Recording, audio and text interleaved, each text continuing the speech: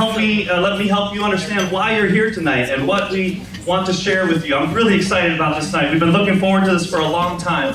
And if you're wondering, again, who is here? Why are you here? Why are some invited? Why aren't others? You are here because you have served on our church council in the past at some capacity. You've been a lay leader, you are currently on the council, or you are on our staff. So you are involved and have been involved in leadership at Meadow Park in some significant way, or you're the spouse of someone who has served in that capacity. And so we wanted to bring together the leaders and former leaders of Meadow Park that have been instrumental in shaping our church over the years, both in the past and in the present.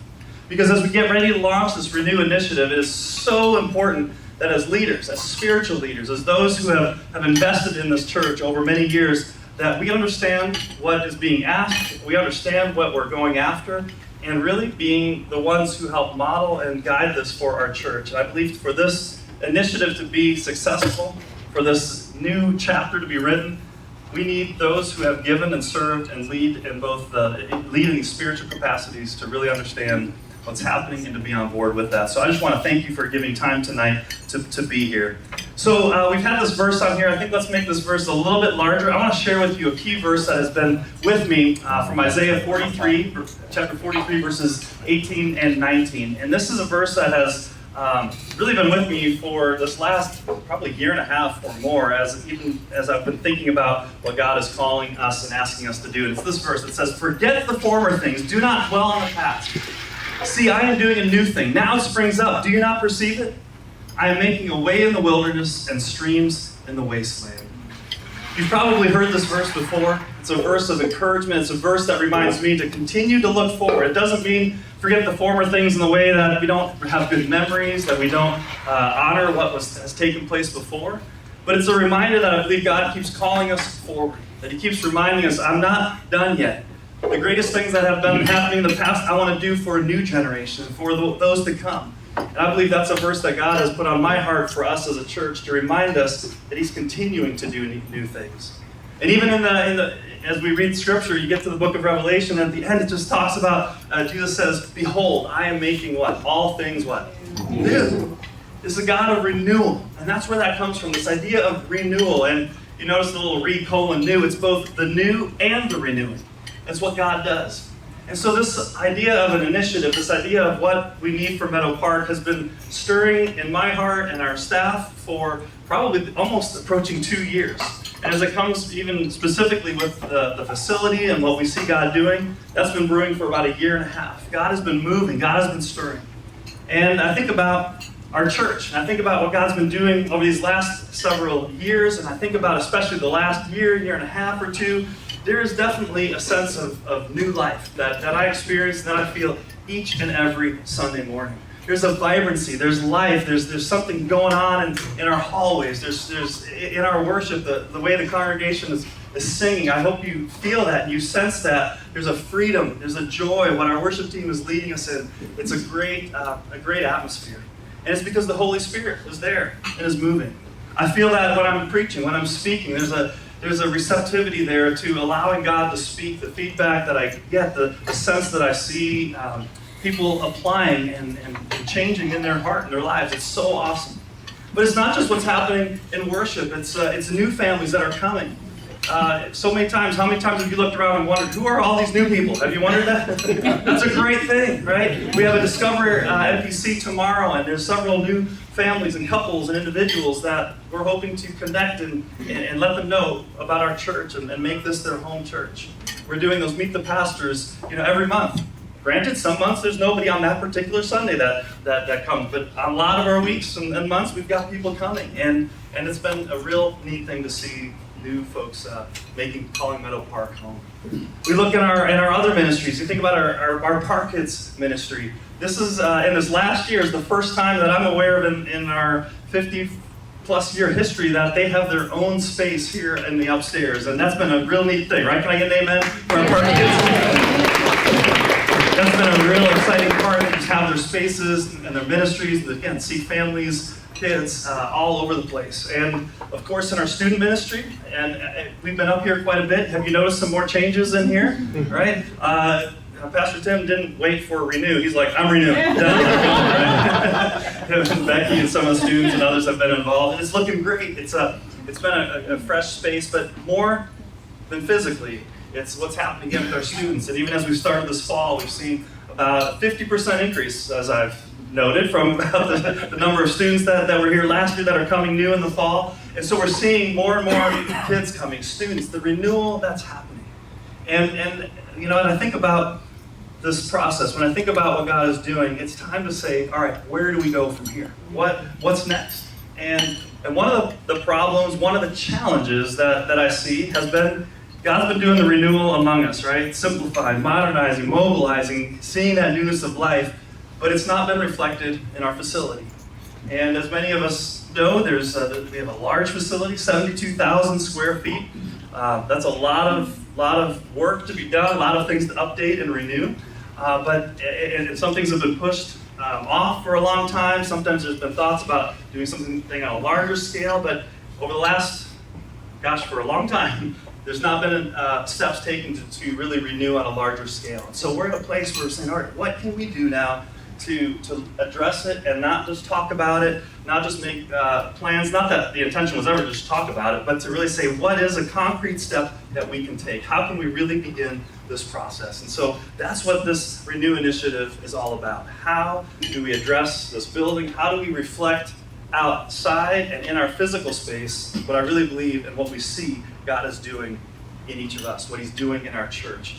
And first of all, to me, that's the most important thing, is that we didn't wait and start and say, first of all, we got to change the building, and then God can do something. No, the renewal begins spiritually. The renewal begins in us, but now we want that to be reflected through our facility as well. So we're going to look at the process that we're going to go through, but as Jeff said in the beginning, this is way more than about a facility, and I can't wait to share more about that with you. But just for context, what I want to do is I want to do a fast walk through our church's history that helps us kind of place us to why we are here. And so when we think about Meadow Park, we're at 57 years old, but really a big part of our story began with the West 4th Avenue Church of God in 1916. So while that's not considered our founding, that was another church, the West 4th Avenue Church of God, it was in the 1960s that they decided, it was 1962, when they decided, you know what, we need to start a new church, plant a new church in Columbus, in the northwest side of Columbus. As the growth was moving out this way in the suburbs and we're starting to expand, they identified a neighborhood over by Olentangy Road and Henderson Road, and the church was called Kendale Church of God because of that neighborhood. And they met first in a middle school, an elementary school that is now a middle school.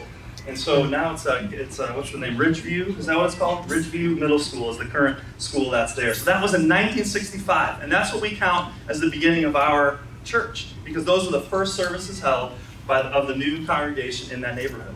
There was some land that was purchased in that area, or they were looking at. I can't remember if it was purchased or they were looking at it, but it was landlocked. It wasn't quite ideal, and so they only had a 5-year lease at the schools. The schools were only allowing them to stay in for 5 years, so they knew by 1970 they needed to make and be somewhere else. Some land was found right here, where we are, 11 acres of land on this thriving boulevard of Bethel Road that was just bustling with Walmarts and all kinds of stores. No, right? I mean, it was, from what I hear, it was just a prairie, right? It was just a 2-lane road. This was actually a little bit further out past where the growth was, but it was a great opportunity to get land. And so 11 acres were purchased. And then it was in 1970 that the first service was held here on site in the A-frame structure that is currently our children's center. And so when you go in there, and if you kind of look through some of the ceiling tiles, you can still see the height of that ceiling there, and the first services were started here. Then also in that year, the idea and desire to start a children's center and to reach out to the community in this new place, so that was also the beginning of our children's center, and we've had a long history with them. So the children's center began in 1970 in this place. It was only 15 years later, in 1985, that a brand new worship center and the lobby was open, and what a neat place and design, and how exciting it was for the church to welcome that new facility in 1985. And then a couple years later, there was also another children's center expansion, this other part in the back that was added on. And then a few years later, in 1993, was the two-story addition of what we're in right now. The classrooms below, the offices, and this area up here. Although most of the upstairs was not finished yet. I believe a part of the area was completed for students. And then it was in 2001 that the second floor was completely completed. And so that was the expansion and growth and development of the facility that we are in right now. And as I said, 72,000 square feet, a large, large facility. Another milestone happened in 2012 when the mortgage was paid off. That was a huge thing, again, for this congregation, for this facility, for this the property we have. Debt-free, absolutely, we're celebrating. That has been, even as you think about this pandemic and all the challenges, to know that we didn't have to carry that kind of burden or that kind of debt. So we're so grateful for those that helped make that happen, and some of you here in this room. So overall, when you look at the facility, we've had a few areas that have been able to be renovated, like the student lounge has had a couple updates, and the lobby, and what was the library. We've done a few updates here and there, but by and large, things have been untouched for 20, 30, almost 40 years. And our worship center is one of those places. We've done some things up on the platform with technology and allowing us to do some of those things.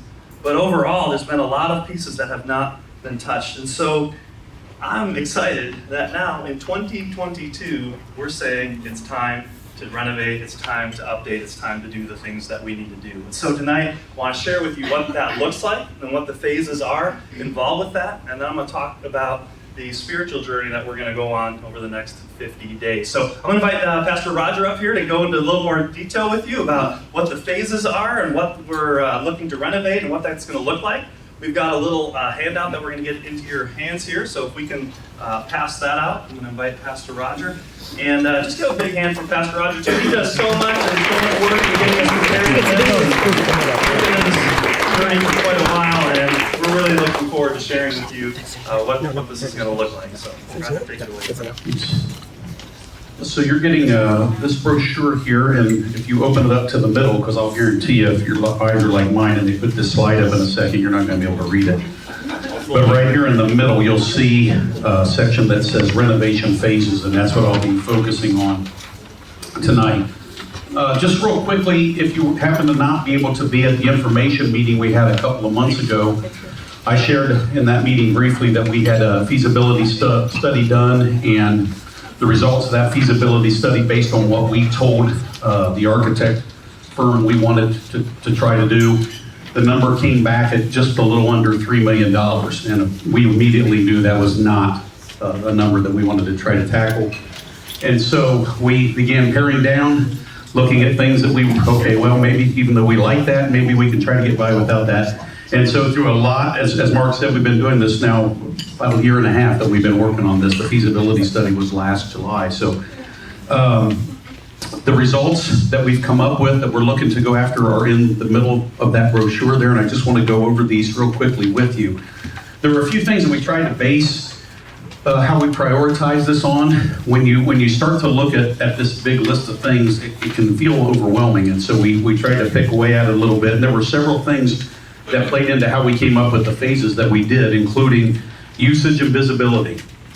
And we, by the way, took into account very strongly the surveys that came back from the congregation, and there were a lot of things that were in common in those surveys, and that certainly played a part in it as well. Age and the most in need of repair. Obviously there have been different parts, as Mark said, different parts added on at different times in the buildings, and so going after some of the stuff that really needs to get fixed. And then ministry priorities. And for example, children's ministry, going after trying to make that area look more kid-friendly and that sort of thing. And then sticking to basics. So one of the things, probably the biggest thing I would say that got kind of eliminated right now as we go into this Renew initiative was more of the structural changes. There were some structural things that we wanted to do, but right now we really feel like with the amount of money that we feel like we can expect to raise, we want to really focus on just, how was it John Edwards put lipstick on a pig? Yeah, so we're going to get new carpet, we're going to get new paint, we're going to make it look really good. Doesn't sound right. What's that? It doesn't sound good, but it's not good together. that's all right. So very quickly, I want to go through with you, and by the way, these are not necessarily locked in as far as order or anything like that, and we'll talk a little bit about that at the end. But this was kind of how we broke down the phases. We're looking at, as you see there, phase one, the Renew Worship Center, carpet and paint and chairs. The pews are falling apart, and then also just a little bit of work on a small part of the stage that needs to be repaired. But that will be what we'll be going after, hopefully right after the first of the year, we're hoping.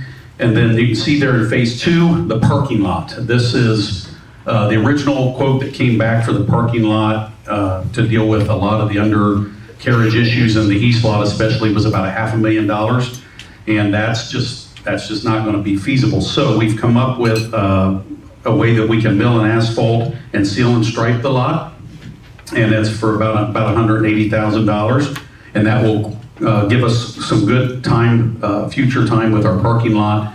And so that would probably be the second phase. One of the things I didn't mention too when we were talking about prioritizing is also some of this stuff is driven by the time of the year. You can't mess with parking lots in November, December, January, so you have to kind of go after it at some of this at certain times of the year. The third phase, as you see there, is to do a great overhaul on our children's center, recarpeting and painting the entire facility there. It's a big piece of the building there, and it will really help a lot, I think, with families as they visit and they see the refreshing in that area. And so that's what we're looking at, kind of like a phase 2A, and I'll explain what that means here in a second. And then we've got phase 4 would be renewing the lobby, the cafe, and the hallways. That's an area that people spend a lot of time in, and if you've noticed, especially in the west hallways, they are very worn. They need a lot of attention.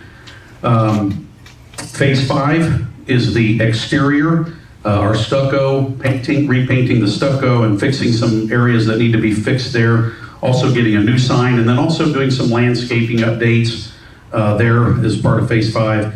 And then phase 6 would be park kids, carpeting and painting basically everything up here, including the youth lounge. So most of the area up here would be repainted and recarpeted, and then also enhancing some of the check-in area for the children's ministry.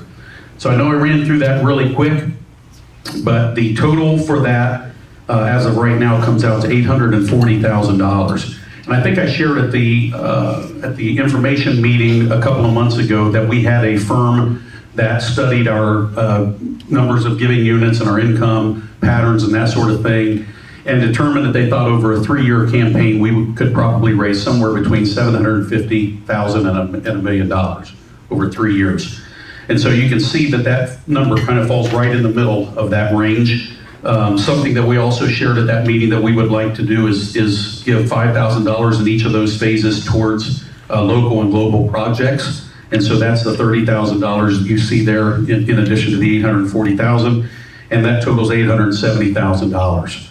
So as of right now, if all the prices of everything stayed the same, that's what we would be looking at. Now, there are a couple things that may play into bringing some of that cost down, which would be sweat equity. We talked a little bit about that at the information meeting, that we may try to do some of this work ourselves, some of the painting and that sort of thing. And also wanted to mention that if you see the section here that says I'm not sure how it's addressed in the brochure. The dark green over here, Bob. Oh yes, so it says cost and phase considerations there at the very bottom. I just want to point out a few things here. Number one, we are wanting to do this with no debt. And we explained that at the information meeting. It's basically we're gonna go after it as we have the funds. So theoretically, if we let's say that we stay in this order with the phases, we're going to start phase 1 when we have $100,000, and then after that we're going to wait and start phase 2 when the next $180,000 comes in. So we are not looking to borrow any money. We take seriously the fact that the church worked very hard to pay off the debt, and we'd like to keep it that way. So we're going to renovate as we go with cash. Sweat equity will play a part in hopefully saving some money there. We do have some reserves that we may use. We were fortunate as a church to have some money from the PPP loans that we did not, that allowed us to save some money because of the loans that were used there. So we may infuse some of those reserves to help start a phase or to help finish a phase, depending on the timing of those phases. And then we are looking at some grants that may be available or are available for the Children's Center, and they may receive some money that can help offset some of the work that will be done there. And then we also want to make sure that you know that the phases may be switched or modified. And even as we've been going through trying to get ready for tonight, it's, tossing some things around. And if we save some money on a phase, we're able to knock some of the costs down. It may affect how we go after the next phase, or we may move something up. So all of those things play into how we will be approaching the next 2 to 3 years as we begin to renovate. And then one other thing I wanted to just mention to you is that Gary Rutledge, Gary's here somewhere. Where are you, Gary? Right here. Oh, right there. Gary Rutledge came into our office and gave us a huge answer to prayer a couple of weeks ago, and he shared with us that he felt like the Lord was leading him to be our project manager on this. Gary is an architect.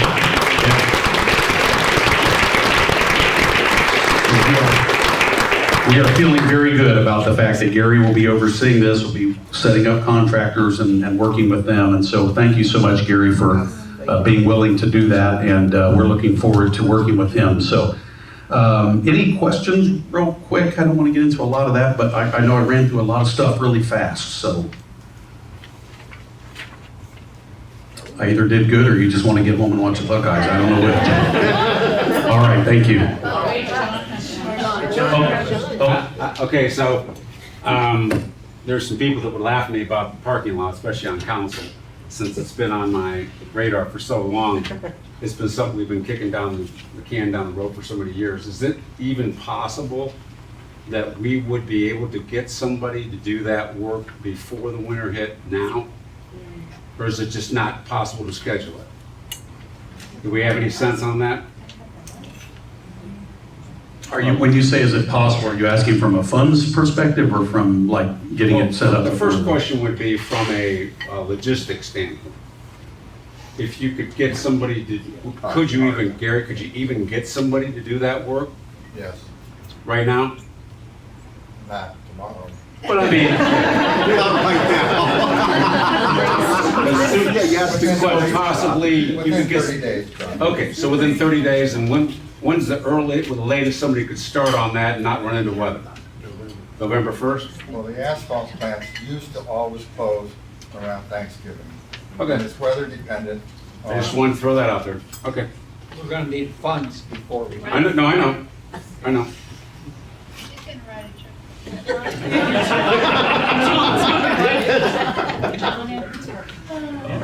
We put a plaque on it. We'll give him his own parking space. $180,000 check. You can have that parking lot December 1. Let's go. That'll motivate some folks to give to the rest of the campaign.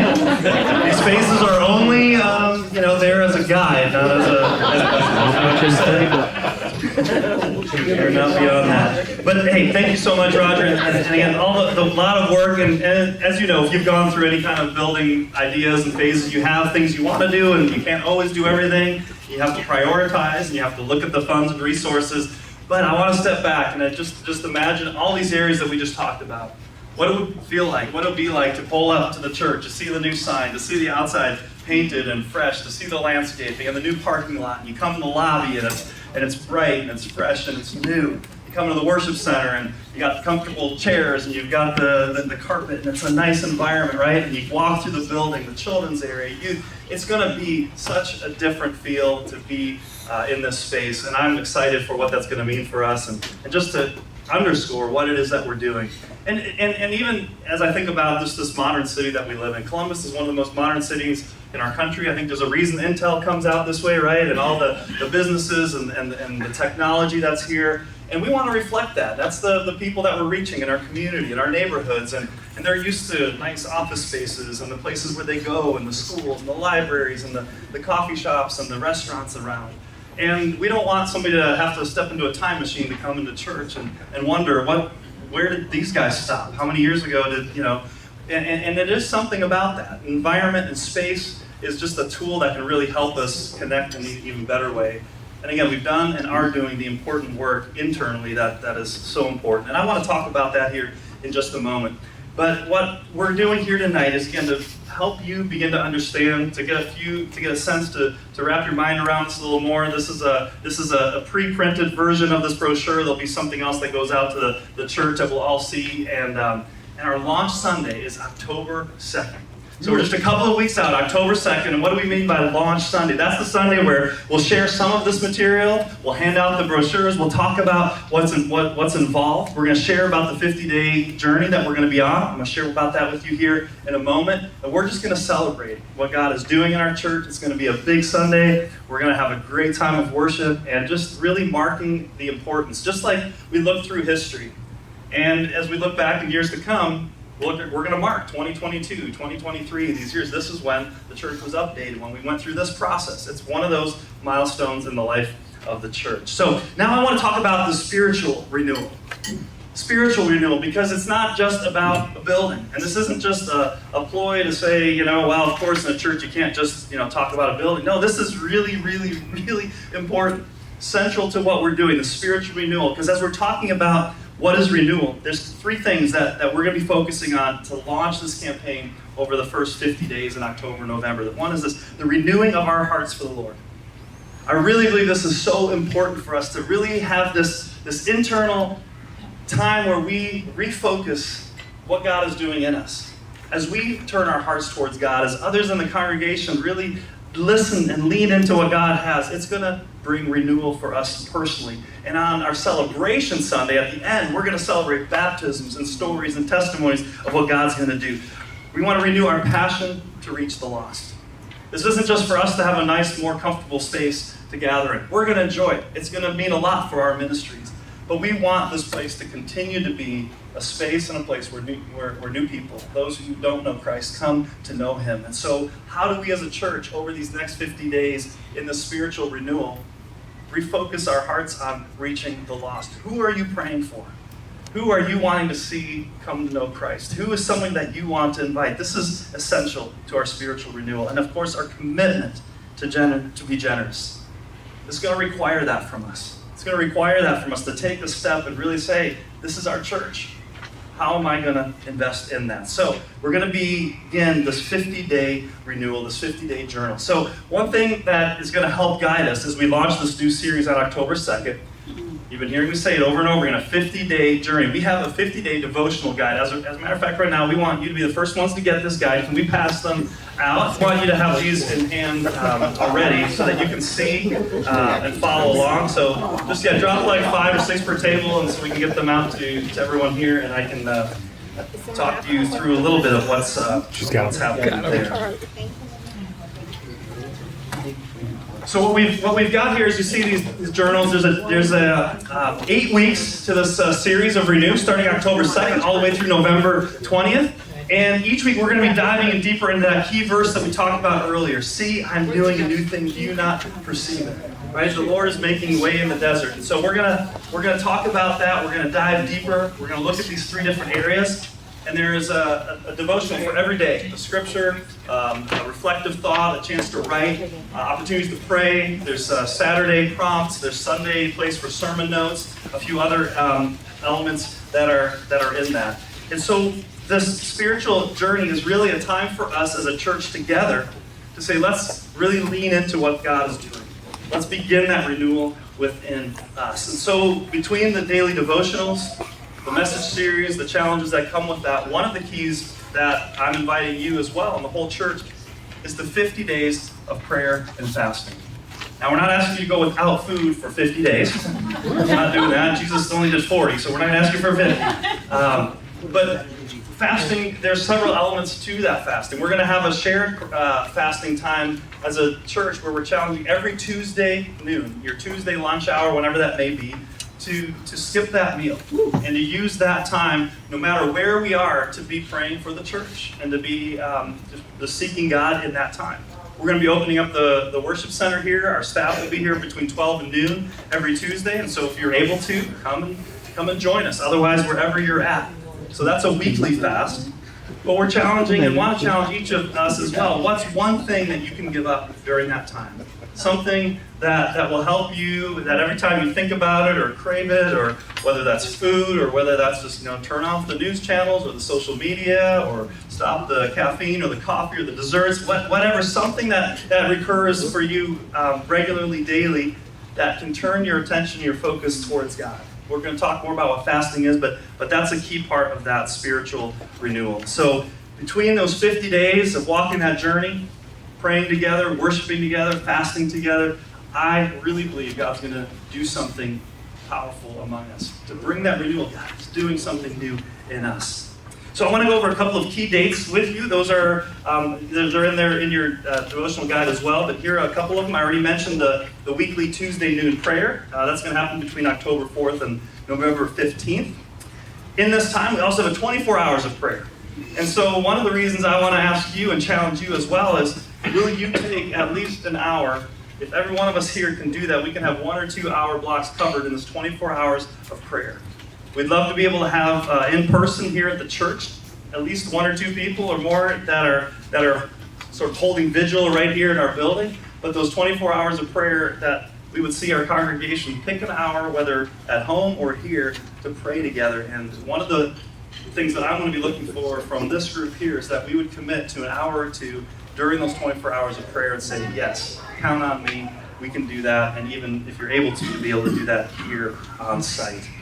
We have a couple of Sundays that we're calling Commitment Sundays, November 6th and 13th. This is where we're going to be asking the church to make a commitment for 3 years. What is it that you're going to be able to do very specifically financially to help us accomplish this goal together for our Renew initiative? And so over a period of that week of 2 Sundays, those will be the Commitment Sundays.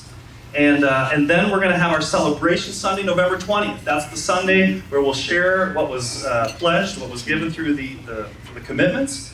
It's also a Sunday where we're going to receive our first fruits offering, where we do our best gift to begin this campaign. I would love for us to be able to knock out that first phase and get us going and rolling, if not more, from our Renew initiative. And so that first fruits offering is going to be key. And John's going to drum up enough money to put a parking lot in right after that first. Right on November 20th, we're going to have a new parking lot. No, might be too late. I don't know about our window. But as much as we can do up front is going to be key to help us really start the process of the renewal. And then you see in 2023, our plan, that's when we would begin with those resources in hand after the holidays to be able to start doing something there. So those are some of the key dates, and then obviously the phases as they move along, depending on weather and resources and timing of contractors and things of that nature, we're going to start hammering those things out one after another. So that'll be an exciting time. So those are the key dates, and I want to come back to again why you're here tonight. Why are we sharing this with everyone, or why only you? Because I come back to, you know what it's like to sit at the leadership table. You know what it's like to spend time preparing for whatever you're doing in the church, whether you're serving, whether you're teaching, whether you're leading. You who have served on the council know what it's like to make some of those decisions. You've seen behind the veil. You know how critical it is with finances and with investment. Your heart is in this place. You have given of your time and your energy and your resources to commit to Meadow Park. And so when it comes down to it, is we need you to make this happen. It starts with leadership. It starts with those who have invested, who understand what that's about. And that's why I invited you here. Those that are currently serving on staff, on council, those of you in the past, it's been that commitment and engagement. And you have influence. That's the bottom line. You have influence in the church. And as you wrap your minds around this, as you think and dream about where Meadow Park is going, what is possible, this campaign, others I know in the church, they look to you. You have influence in your classes, in your life groups, in the worship teams, in park kids, in the youth, in the connections area, with the different teams, on council. Others are looking to you. And so I want to tell you there's three things I'm going to ask of you tonight. Can I do that? Can I ask you 3 things? Will you allow me to ask you things? You can always say no when you're asked, right? But don't. But that's always the choice. I get to ask, and I want to ask these things of you. Number 1, be a champion. Be a champion.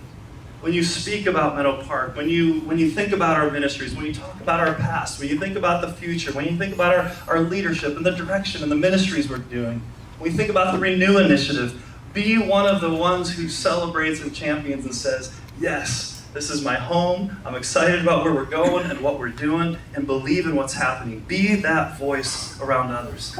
Be that inspiration. As this comes forward, as we begin to share, and there's going to be questions, and of course, if you can answer them, great. If not, direct them to those that know. But be a voice of encouragement and a vision, and be positive in that. Because I do believe, and I think we need to believe as leaders, the best is yet to come. Do we believe that? Yeah. Amen. I mean, I can't imagine leading anything, going anywhere, if we felt like, the best was in the past. So I guess we'll just muddle through. Even in that verse, right? Forget the former things. Do not dwell on the past. We celebrate the past. We build on the past. We recognize and honor the past. But God calls us to a new day and a new future, and we want to be champions of that. Be a champion. The second is this: model the spiritual journey. Model the spiritual journey. As I shared with you, with these guides that we have, take the time every day. Do the times in the devotional. Reflect. Write in your journals. Think about what's there. The questions that you're processing and how we're going to, what God's doing in you and who's God calling you to reach. Go on that journey. Take that journey. When we talk about praying and fasting, take those Tuesdays. Be the ones that say, you know what? We are in. Tuesdays at noon or during our lunch hour, Tuesdays, count on us. We're taking some time to pray, to set aside for the church. Figure out what it is that you're going to fast. What's that thing that you're going to do? And for 50 days, pray, God, lead us on a spiritual journey personally. And let's do that together as a church. As we do this together on the 24 hours of prayer, count me in. I'm in. If you can do that, if you can be a champion, if you can model that spiritual journey, I believe God's going to really move in our church in a big way. And that's why you're here. And the third, this shouldn't be a surprise either, right? Lead with sacrificial generosity. Lead with sacrificial generosity. You've done this before. You're doing it now. We don't just say, okay, now I'm just going to take my tithe and I'm going to give it to the Renew. No, this is about giving above and beyond, isn't it?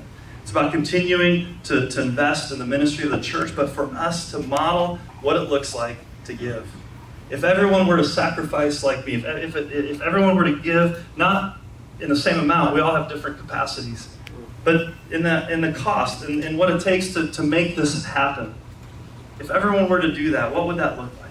To feel that and to think about that. Now, I've talked about some commitment Sundays for the church. Here's a challenge that I'm going to circle back with all of you here, is that I'm asking for an earlier commitment date from all of us that are here and some that weren't able to make it tonight, from our leaders.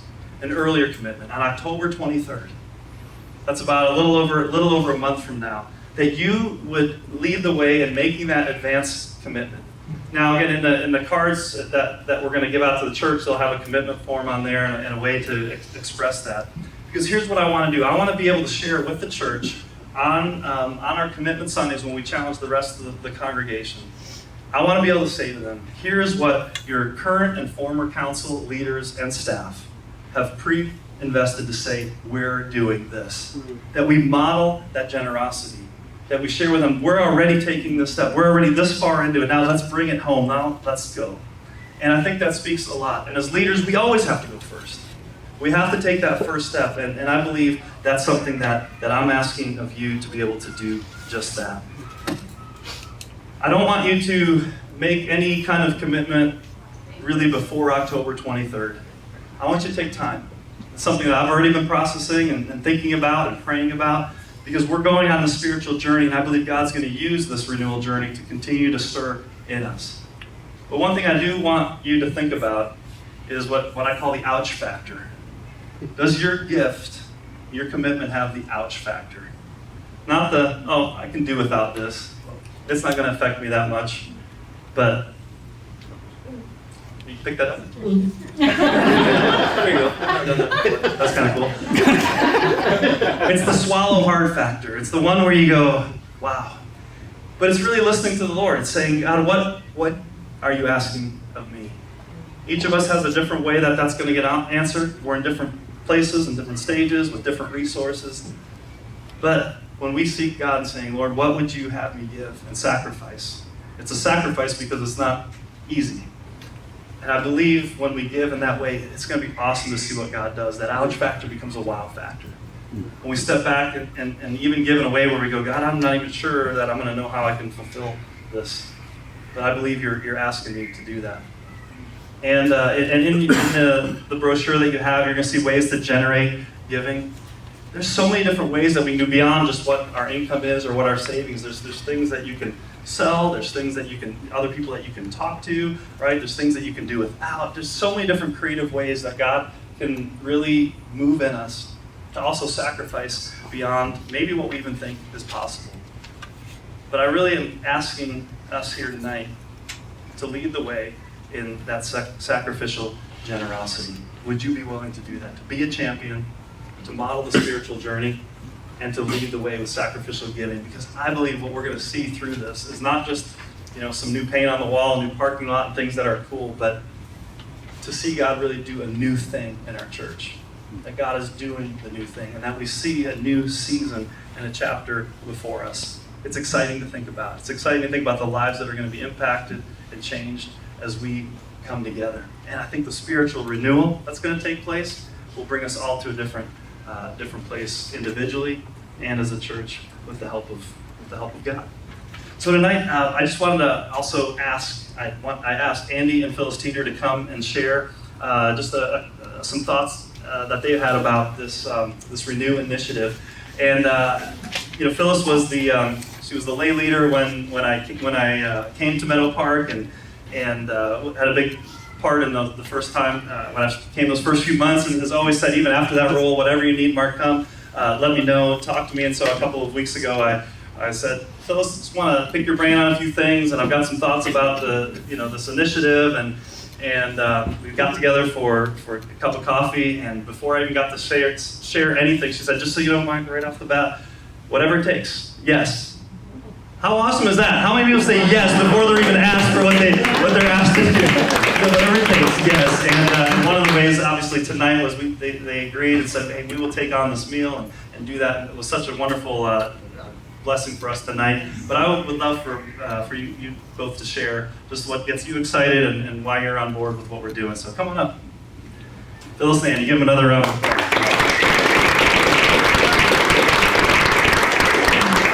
I meant to have a dress on before I got up here, and I didn't have enough time. So I got a little hair in her moment there with new serving and stuff. But I think there were so many people that helped us. Melissa has been there and figured out how to do it. Thank her, as well as our servers were great. They helped us. Susan and Sandy, we had people here all afternoon making hors d'oeuvres.